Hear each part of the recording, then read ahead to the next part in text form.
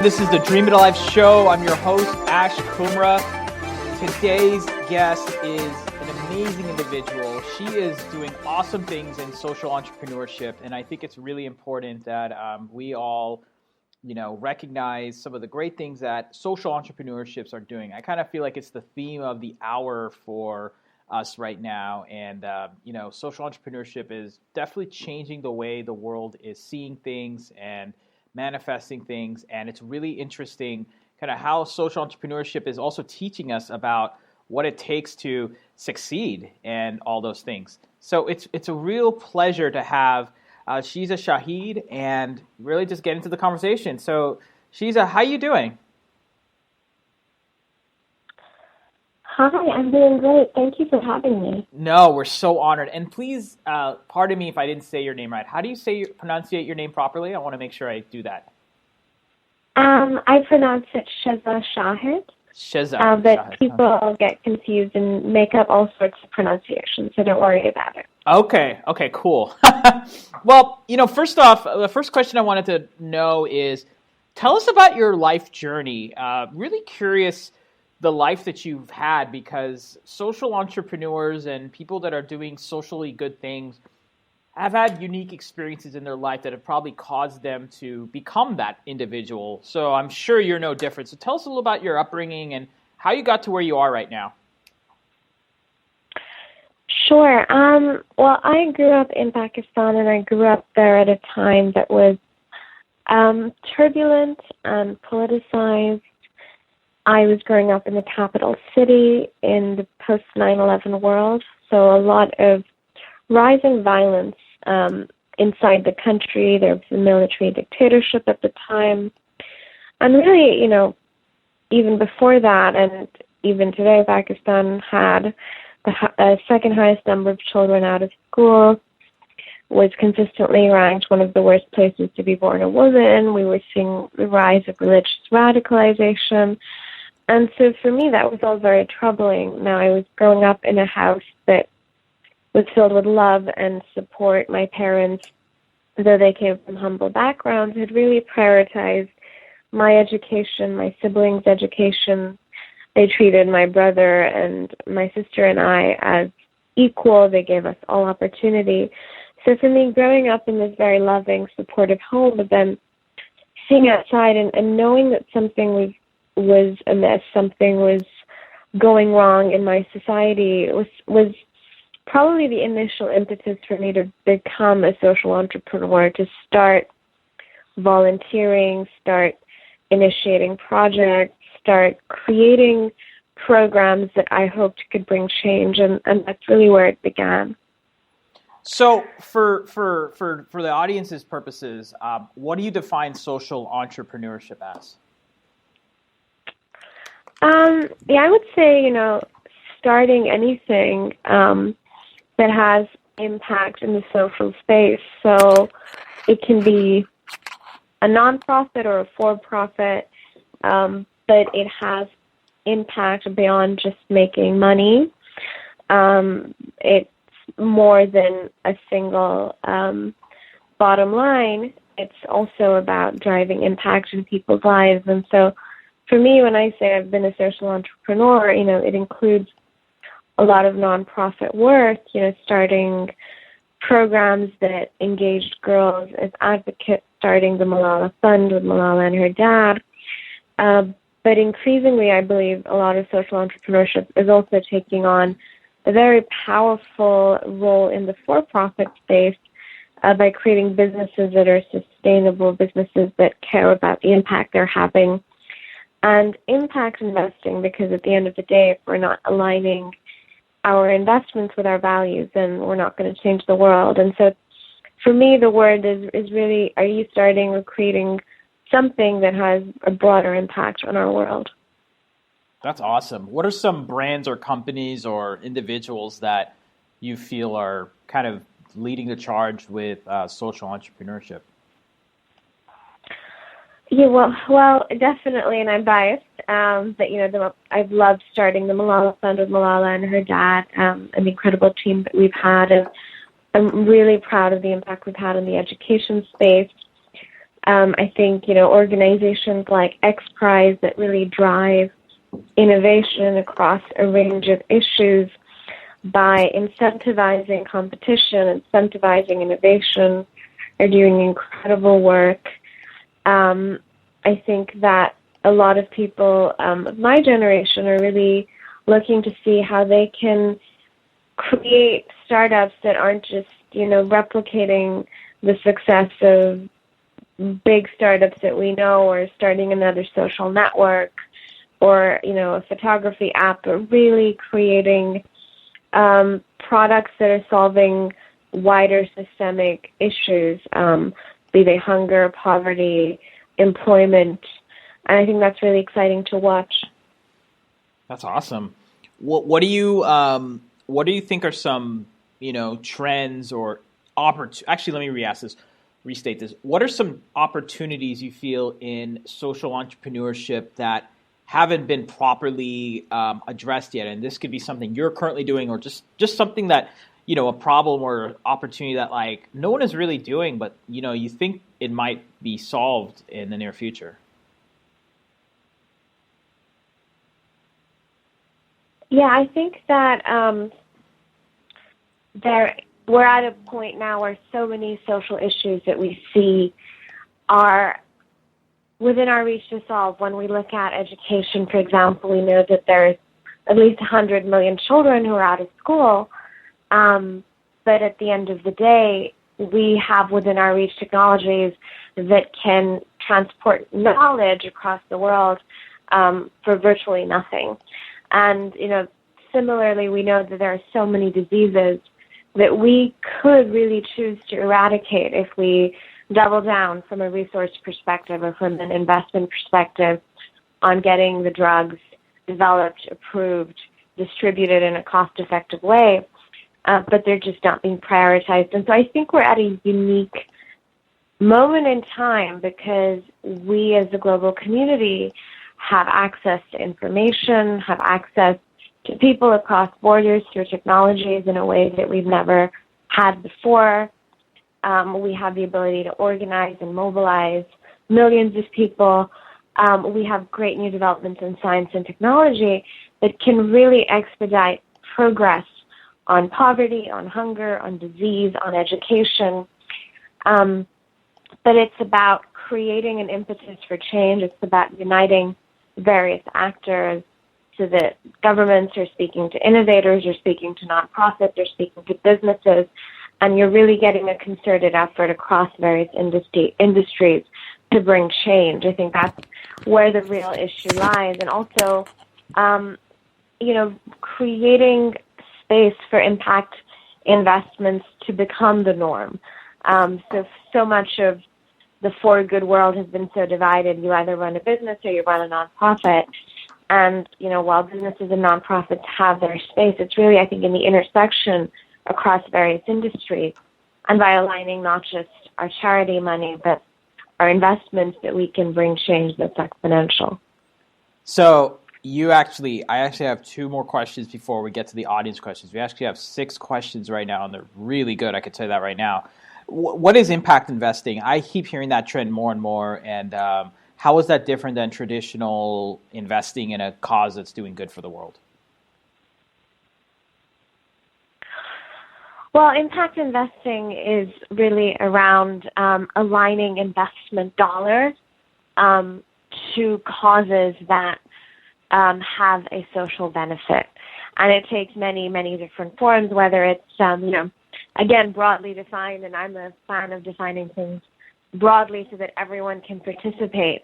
There are investors who will invest in for-profit companies, but will say, I'm only investing in for-profit companies that have women-led teams, so at least a woman on their team, or a woman CEO, because I think that women are not getting the right cut of venture funding. They're not getting in front of venture capitalists. They're not able to get the resources they need to build and scale their businesses. And so, the business might be really anything, be it shoes, handbags, medicine, but the act of laying out principles that say, this is the impact I want to have, on the world, and this is how I'm going to invest my money, can be impact investing. And then, there are huge ambitious endeavors that will align investments to solving particular problems. So, for example, funds that invest solely in education technology, and the goal is to make education higher quality and lower cost, and really have it reach all corners of the world. So, I think the principle is really to do good with your investments rather than to do good with only your charity. So it's not going to a nonprofit. The goal is to invest in a way that also generates returns, but that's not the only motive. And the portfolio really tries to target social issues that are important to the investors. Awesome. Well, one last question for me, and then we go to the awesome audience questions. Based on your background and based on what you're doing right now, it sounds like you've really reached a dream job in many ways, and a dream opportunity, I should say. What do you think some of the steps and the things that happened to you in your life that kind of led you to where you are right now? Because I believe that, I really believe in that Oprah saying that, luck is really chance meeting the right opportunity. What do you think some of the things you did in your life kind of led you to your current position right now?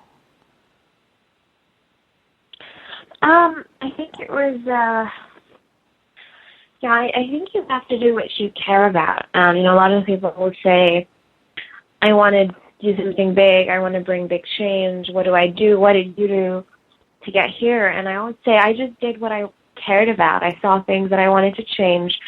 I started things that were interesting to me. I never thought that I would be starting a nonprofit with Malala, for example, working on education advocacy. It wasn't a plan. I always cared about women and girls' empowerment.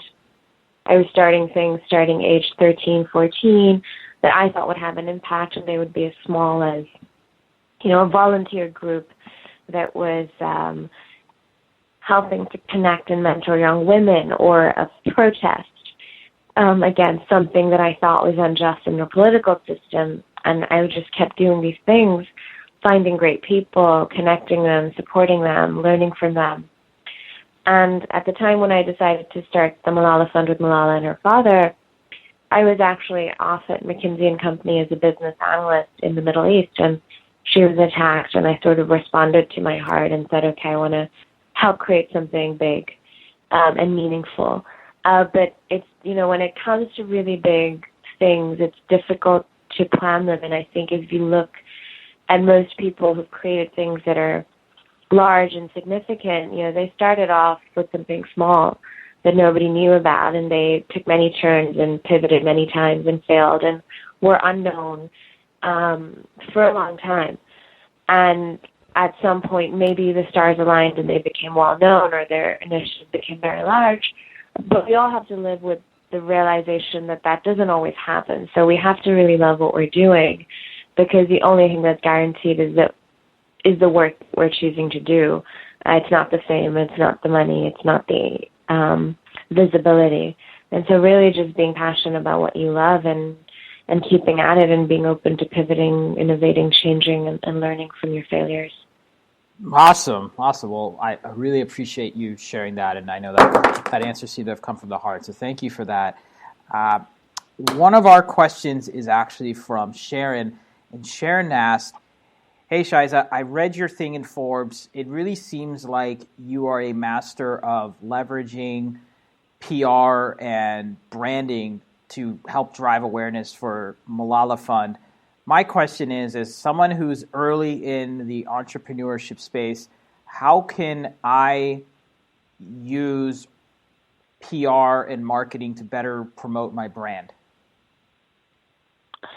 Yeah, the press can be really useful as long as you are in charge of how you use that. I think a lot of people see, your name in an article or your name on a list as an end goal. I think we have to see those things as a tool, as a means to an end. So for us, while I was building the Malala Fund, or working with Malala, it was really about what's the message, what's the outcome we're trying to achieve with the message. Is it, raising funds for a particular project? Is it mobilizing a government to act on a particular issue? And then what's the most suitable placement of our message, both in terms of magazines, newspapers, TV, and then social media? How do we position this most effectively to get to the outcome that we're trying to achieve? And so it was a lot of thinking through the various tools we had at our disposal, and finding ways to really use the visibility we got and choose when and how we got that visibility to achieve the goals that were most important to us. So I would really say, as you build your brand, build your company, think about, if you are in the press today, what are you trying to achieve with that? Let's say you got your dream article or your dream positioning. What is the outcome that you're trying to have? And then look at the various options you have at your disposal to try and create that, ranging, all the way from the New York Times to, your blog post. And definitely aim for what you want most, but know that we live in a time today where anyone can write and anyone can create online content, and anyone really has the opportunity to create viral content that can have even greater reach than some of the most well-known publications or cable news networks. So definitely think about the outcome, aim for your dream positioning, but if you don't get that, know that there are so many other options to create your own content, and really go out there and have a shot at getting the sort of coverage that you would have gotten at a main news network or publication.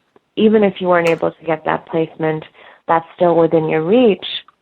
And just always stay focused on what you're trying to get out of it. Too often I've seen people get swept up in I want an article in my company in this so-and-so publication, and that's always nice. It's always nice to get recognized, but if what you're trying to do is raise, venture capital, then maybe all you really need to do is get at the right conference and pitch there. Maybe it's not necessary right now to try and get an article in so-and-so publication.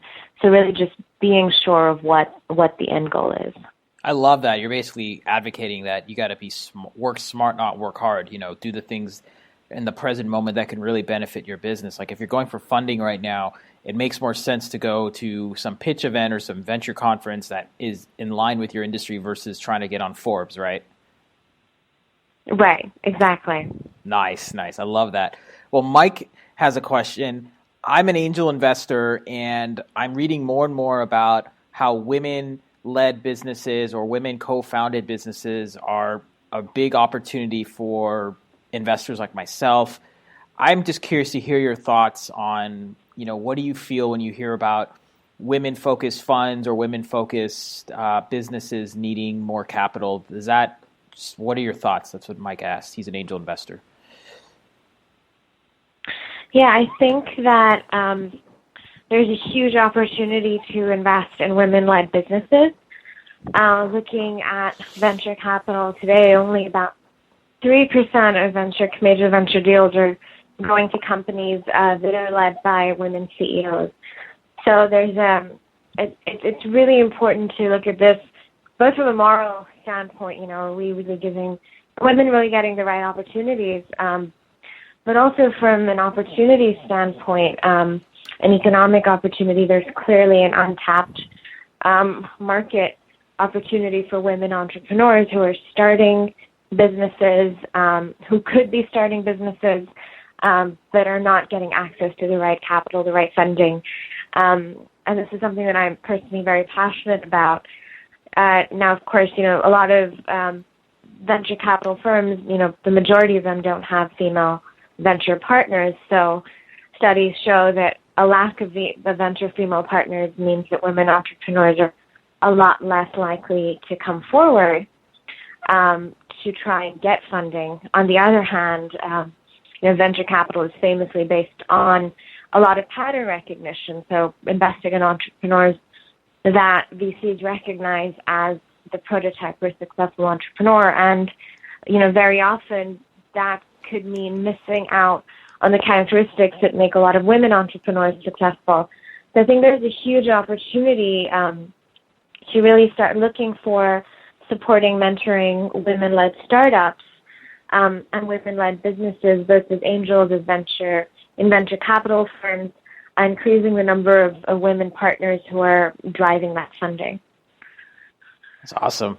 Well, Sumit has a question saying, Hi, Shiza. I'm a big fan of what you're doing. It seems that you've met some awesome people such as Bill and Melinda Gates. You've met President Obama, First Lady.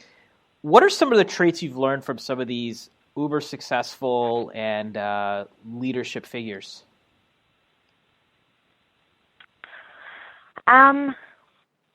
Leadership is it's such a personal and powerful thing. And I've had, the privilege of watching very famous leaders, like the ones you've mentioned, and also, young leaders like Malala, who, was only 11 when I met her and is now 17. For me, I think